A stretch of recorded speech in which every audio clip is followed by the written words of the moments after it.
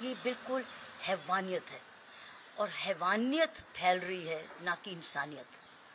तो ये हैवानियत थी कि किस तरीके से उसको जलाया गया सबने मिलके। हमारे समाज में ये मिडीवल टाइम से पुत्र को ऐसा देखा गया कि वो धन लाएगा, जब शादी होगी तो धन लाएगा, और ये भी देखा गया कि जब पुत्री होगी तो धन ले जाएगा उसको। सो ये हमारी पुरानी सोच अभी भी है। और आपने देखा कि शादियों में जब उसके बाद तो पंडित लोग या बड़े लोग ये कहते हैं अब तू अपना पुराना घर भूल जा, चावल फेंक और पीछे मुड़ के मत देखना।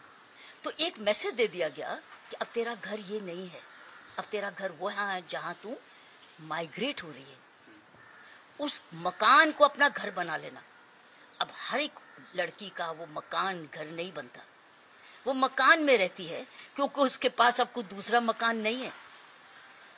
माँ बाप ने तो बोल दिया अब तेरा ये नहीं है, और वो मारने वाला का घर नहीं है, वो मकान है, तो जाए कहाँ?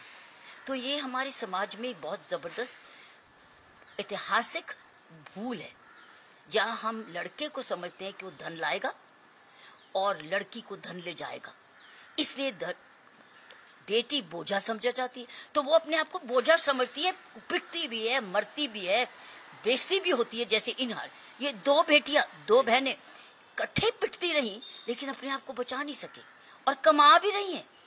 और ये भी नहीं कि कमा नहीं रही, लेकिन उनको माँ और ससुराल को ये भी प्रॉब्लम है कि कमा क्यों रही है, उनका भी वो कमाया हुआ धन खींच रही हैं।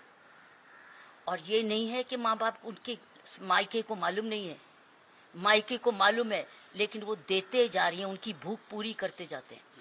क्यों आहुति देते हैं? क्यों भूख? उस वक्त क्यों नहीं पुलिस में जाते?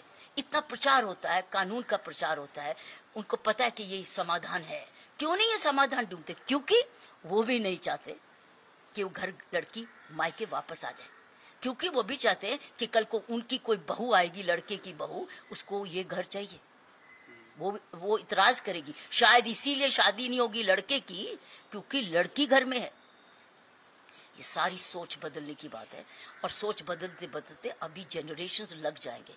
इन दोनों लड़कियों का बिल्कुल साफ साफ आया है, वो बर्दाश्त करती रही, माँ भी बन गई, घरेलू काम भी कर रही, पिट भी रही, और वो रात भर वो आदमी दोनों भाई रात को कहीं और भी रात काटते हैं, और अगर जब आकर पूछा जाता है तो फिर उसको पिटाई करते हैं क्योंकि तुझे पूछने का हक नहीं। सो ये बेसिकली ये कई घर बहू को इसलिए घर में लाते हैं, उसको नौकरानी बनाने के लिए, उसको नर्स बनाने के लिए, बच्चा भी पैदा करने के लिए। और अगर बेटा पैदा नहीं हुआ तो फिर पीटेंगे।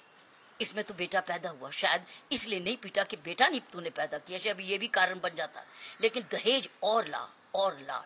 सो भूख का जो अंत है हमारी शिक्षा में, ना माँ बाप सिखा रहे हैं कि भूख को कैसे मानसिक कंट्रोल जो है हमारी शिक्षा में नहीं है।